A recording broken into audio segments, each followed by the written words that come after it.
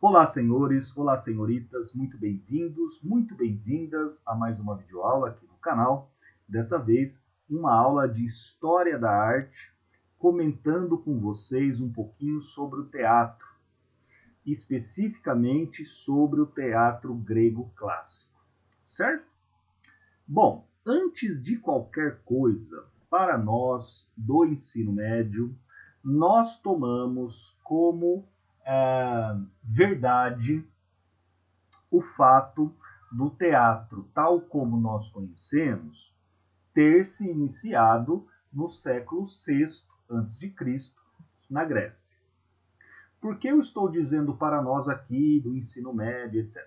Porque, moçada, a partir da década de 50 do ano passado, não, do século passado, muitas pesquisas geográficas, arqueológicas e históricas sugerem que o teatro ele já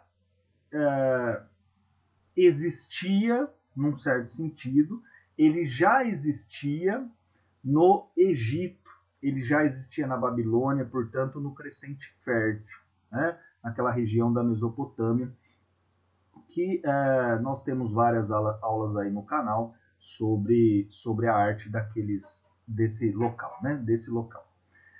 Seja como for, então, para nós tomaremos como ainda uma verdade, para nós, de novo, do ensino médio, para as questões de vestibular, tomaremos como uma verdade absoluta que o teatro nasceu na Grécia, certo?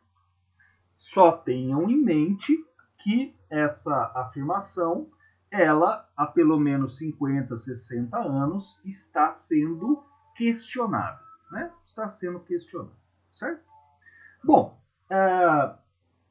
quando nós falamos de teatro, sobre o que nós estamos falando? Quer dizer, o que é esse tipo de arte? Uma definição muito simples, uma definição não, uma característica, antes de definir mesmo o que é teatro, uma característica muito peculiar dessa arte é que exige a participação daquele que recebe essa arte, né? Daquele que recepciona. É necessária, indispensável, a existência de um receptor para que o teatro se constitua enquanto tal, né? Então vejamos,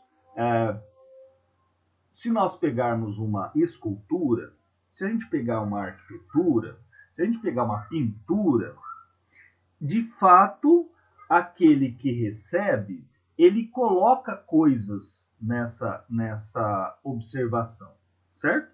Então, vai lá, o pintor faz determinado desenho, determinado quadro, determinada pintura, e vou eu e tento dialogar com essa pintura, certo?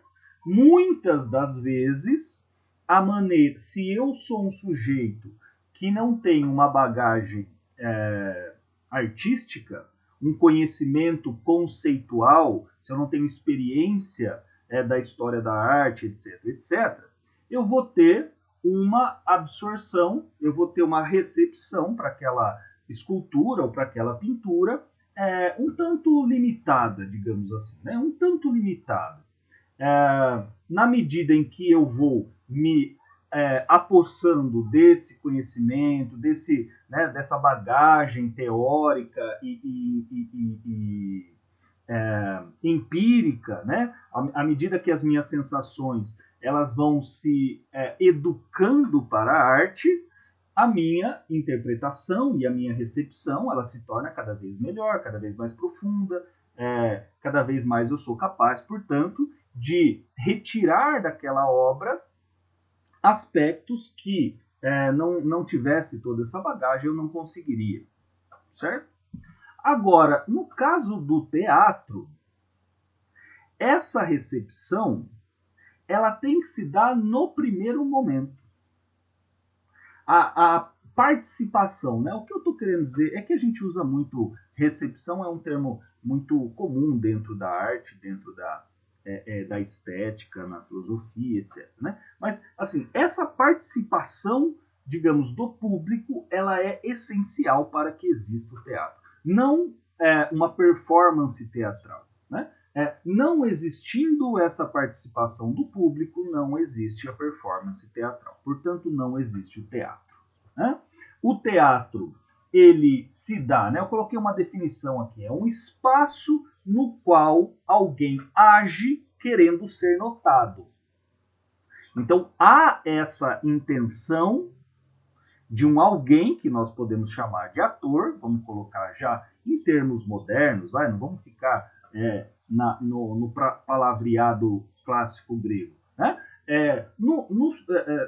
Pelos termos contemporâneos, a gente pode dizer é um espaço, e veja que esse espaço pela própria palavra, o espaço é algo indefinido, pode ser qualquer espaço, o ambiente, digamos, o ambiente de performance, ele pode ser qualquer um, mas precisa ter, lógico, a gente está falando de seres que ocupam um espaço, né?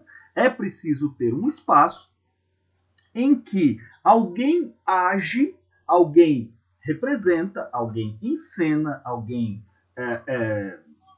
interage com, age de modo a ser notado. Notado por quem? Pelo receptor, né? Ou então pelo espectador, se vocês quiserem. E essa intenção do ator, uma vez sendo compartilhada, uma vez sendo aceita por aquele que recebe, ou seja, né, pelo receptor ou pelo espectador, configura o teatro. Então, gente, do modo mais simples possível, o que é teatro?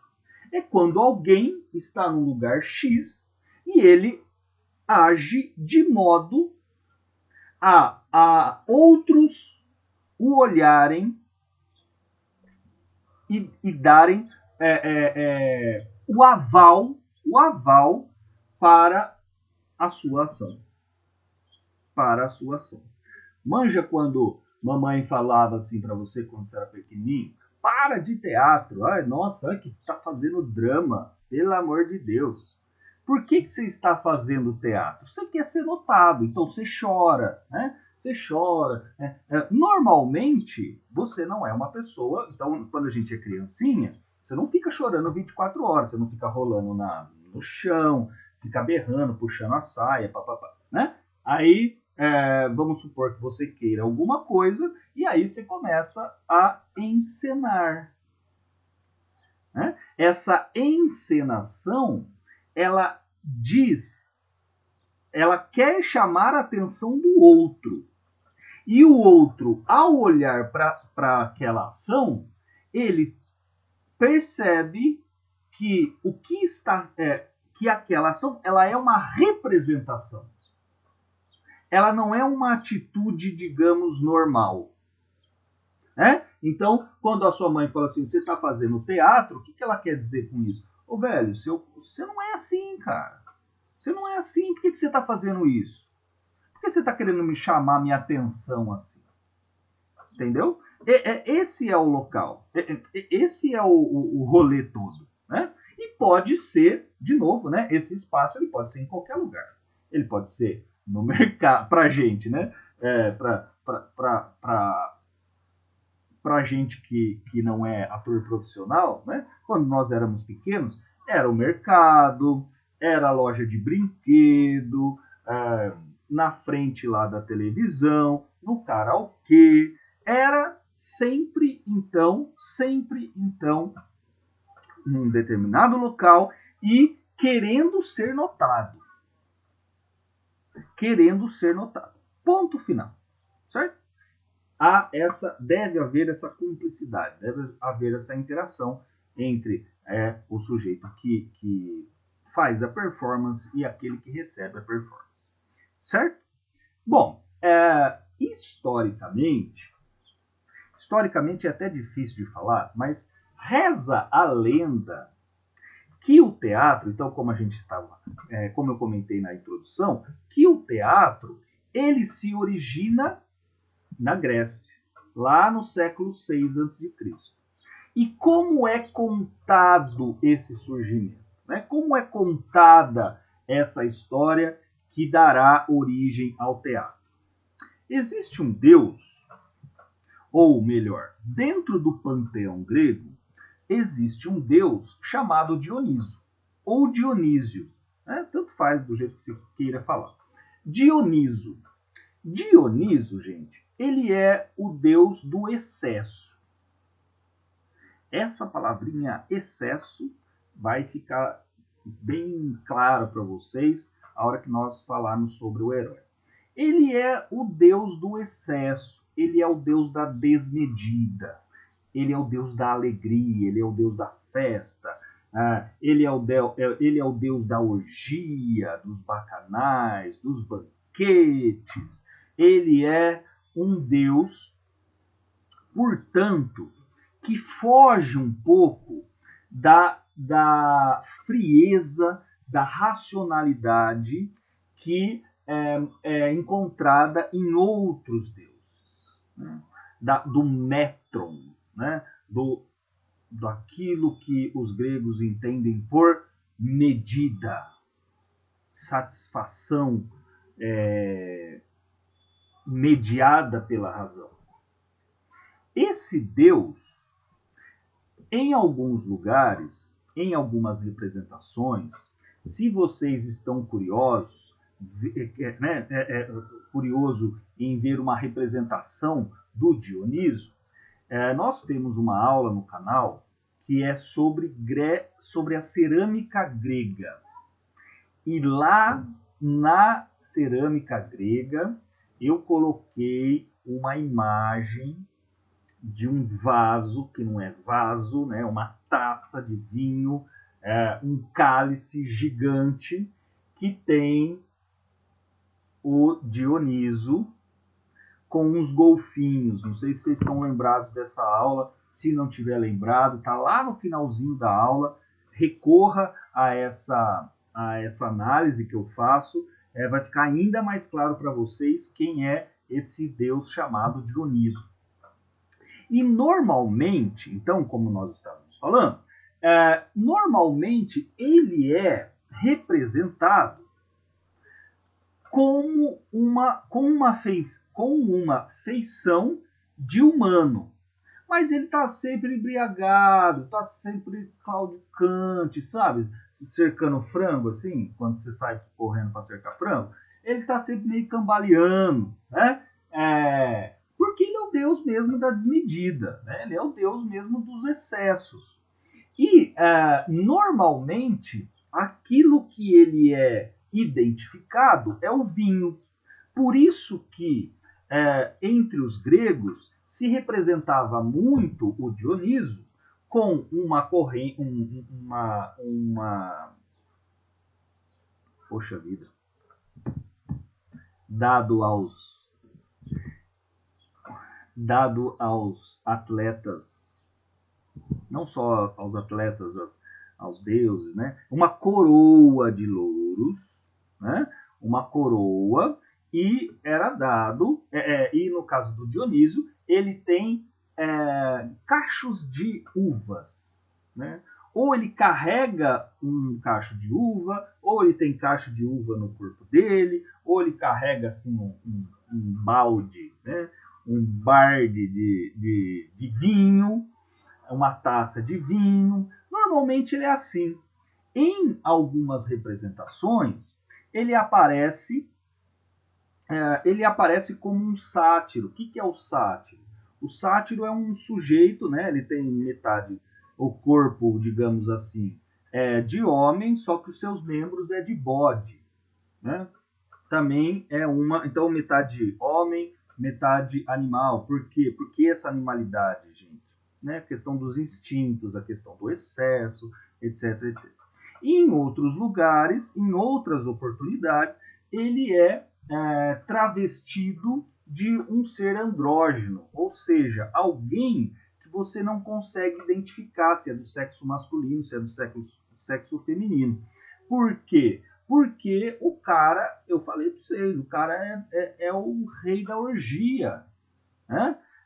Ou seja, dentro da orgia, pelo próprio nome desse excesso, você não tem uma sexualidade definida. Né? Você vai lá e faz, né, indistintamente. Bom, uma vez por ano era feita uma festa, um festival para saudar, homenagear, louvar, prestar agradecimentos ao Dioniso. Veja, uma vez por ano. Todos os outros dias do ano, a ideia era que você mantivesse a sua razão, a sua harmonia, o seu metro, a sua medida, certo? Agora, você tinha uma determinada época do ano, um espaço curto de tempo em que, por comemorar a existência de Dionísio, você estava autorizado a fazer, certo? Excessos. Velho, a gente não está falando nada que vocês não saibam, né? O carnaval tá aí para isso, mano. O carnaval tá aí para isso, né? O carnaval serve para isso também. Você vai lá, você passa o ano inteiro certinho. Aí chega no carnaval, você separa da mulher, você separa do crush, para dar uma aliviada, uma exagerada, e depois você volta e tá tudo certo, e tá tudo bem, né? Pois é. Então, uma das maneiras de se fazer, de se prestar louvores, né, adorações aí ao Dioniso, agradecimentos, era você passar existia uma carroça, né, que era chamada de carro na época, existia um carro, em cima desse carro tinha um coro. O que é o coro? É um conjunto de pessoas que, na mesma entonação, ao mesmo tempo, ditava, falava, cantava certos ditirambos. O que são ditirambos? São poesias líricas, né? Contava, seja a história de criação de não sei o que, seja entre trilhões de aspas, por favor, um grito de guerra, qualquer coisa assim que fizesse referência a Dionísio. E esses caras iam passando, pá, o carro ia cantando, pá, e as pessoas iam assistindo, iam fazendo né? Igual a gente no carnaval, né?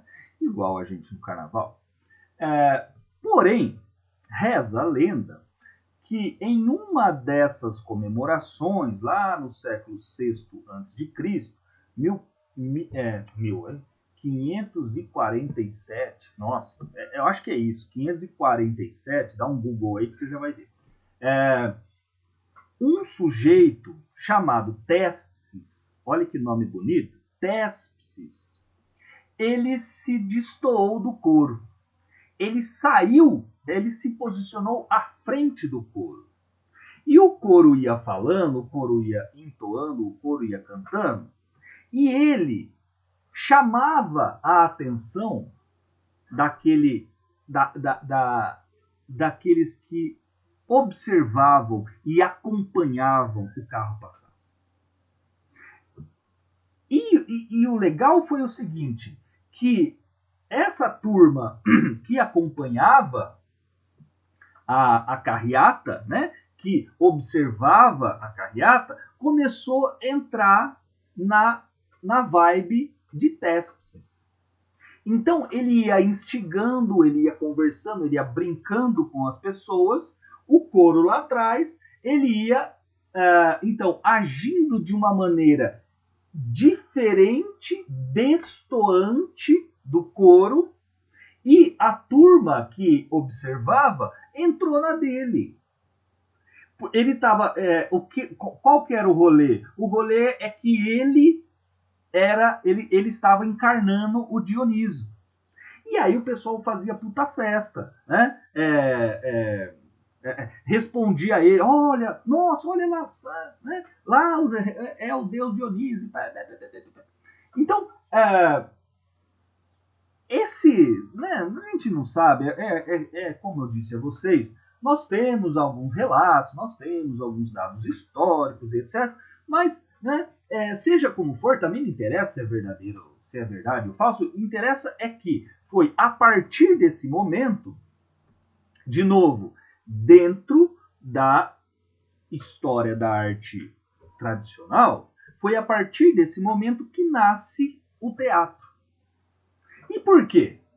Porque até então você tinha um coro em uníssono, unívoco, né, que passava, e aí as pessoas iam lá e viva, legal, bonito. Agora, quando desponta essa figura chamada Téspsis, a hora que ela desponta do todo, e aqueles que observavam começam a interagir, obviamente sabendo que Tépsis era Tépsis e não era Dioniso, dá a liga que faltava. Dá o elan que vai ligar espectador e ator, aquele que está à frente, que está descolado do coro. Sensacional, né, gente? Sensacional. E aí, moçada, o que acontece? É a partir, então, dessa química, né, desse elan, desse amálgama aí que vai rolar entre plateia e ator, que vai nascer o teatro. Né? O coro, ele permanece. Em alguns casos, esse coro é o narrador, né? O coro, ele continua sendo usado, mas ele fica no background, assim, né? Ele fica em segundo plano, e ele, em determinado momento da peça, ou das peças, se faz uma observação, se faz uma reflexão, ou antes de começar a peça, vem o coro e contextualiza em que momento está sendo aquela cena, por que eles vão começar do jeito que eles vão começar, e etc. E depois você tem os atores propriamente, certo? Não é segredo para ninguém que figuras masculinas e femininas eram encenadas por atores sempre masculinos, né? A mulher, ela não tinha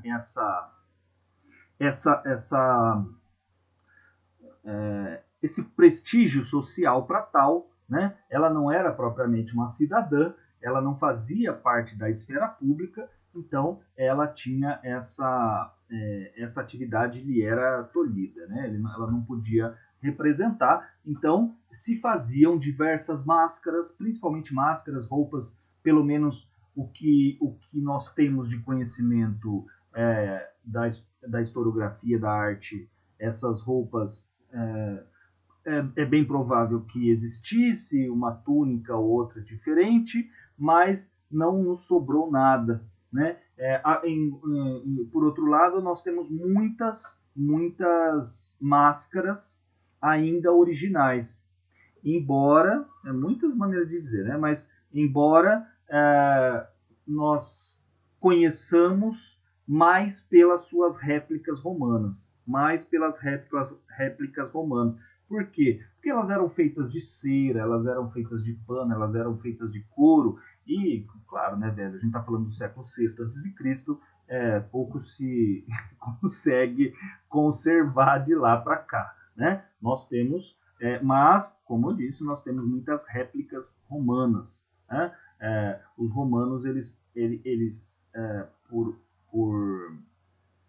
por questões mesmo de manutenção, não do que veio dos romanos, mas pelas manutenção subsequente aí do período feudal, né, do feudalismo, houve um certo cuidado, né, um certo cuidado com essas máscaras que ainda estão preservadas, certo? Bom, então, inicialmente, é isso que nós temos. Né? Inicialmente, é isso que nós temos. Ou seja, nós temos uma definição de teatro, nós temos uma resposta para a origem do teatro, como ele se deu, certo? O teatro que nós falaremos é o teatro grego clássico, certo? Bom, como se divide? Eu vou pular uma parte importante do teatro, né, antes de começar a falar aqui sobre o teatro grego clássico.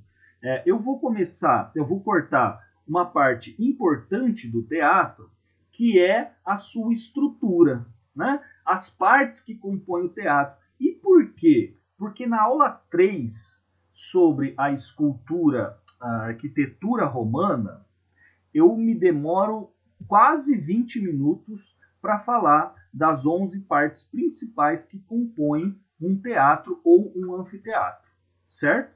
Então, não falamos aqui, é legal que você saiba, evidentemente, no vestibular ninguém vai te pedir as 11 partes e falar onde está uma ou outra, e é também evidente que algumas partes são essenciais.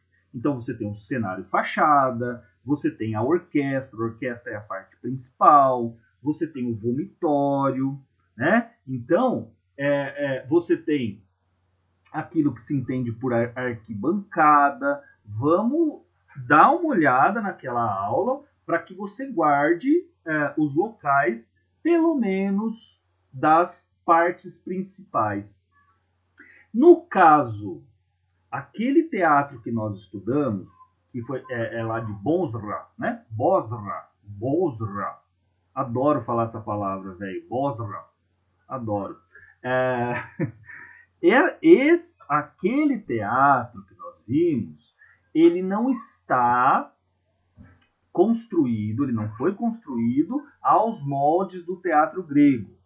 Já há um domínio maior da arte da arquitetura por parte dos romanos em relação aos gregos.